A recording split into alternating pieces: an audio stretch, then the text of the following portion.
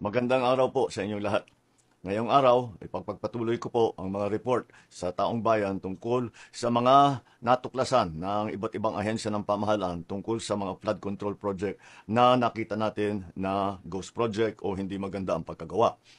Ngayong araw, nais kong ilahad sa inyong ang mga natuklasan ng Office of the Ombudsman kaugnay sa reklamo ng DPWH ukol sa isang flood control project sa Kulaman, Jose Abad Santos sa Davao Occidental. Ito ay may halaga na halos 100 milyong piso at ipinagkaloob noong 13 January 2022 sa St. Timothy Construction Corporation. Ayon sa investigasyon, ang proyektong ito na sinasabing natapos noong 2022 ay hindi kailanman nasimulan. Sa inspeksyon ng CIDG noong 25 September 2025, natukoy na walang anumang konstruksyon sa lugar na yon.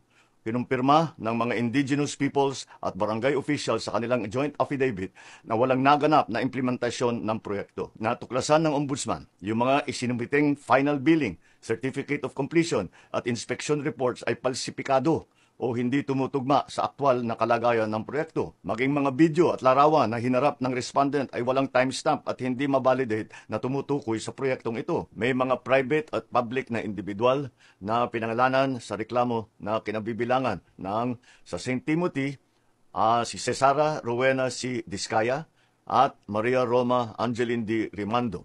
Meron pang iba, mga ibang nasa ahensya ng DPWH na nasama rin sa kasong ito.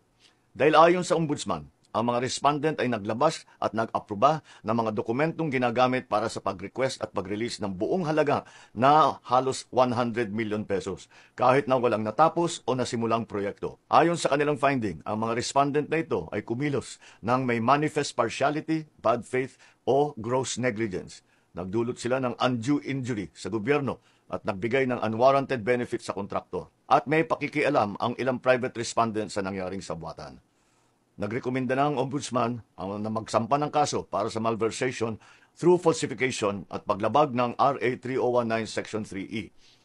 Ang malversation ay non-bailable. Mabigat ito dahil hindi nila mababayaran ang kanilang paglaya. Pag naisampa na ang mga kasong ito sa korte, ang susunod na hakbang ng judiciary ay ang paglabas ng arrest warrant para sa mga pinangalanang individual. I have directed DILG and the PNP to ensure that they know the whereabouts of Discaya at nung iba pa para paglabas ng arrest warrant ay maareston sila kaagad. Umpisa pa lang ito. Marami pa tayong ipapakulong at marami pang magpapasko sa kulungan. Maraming salamat.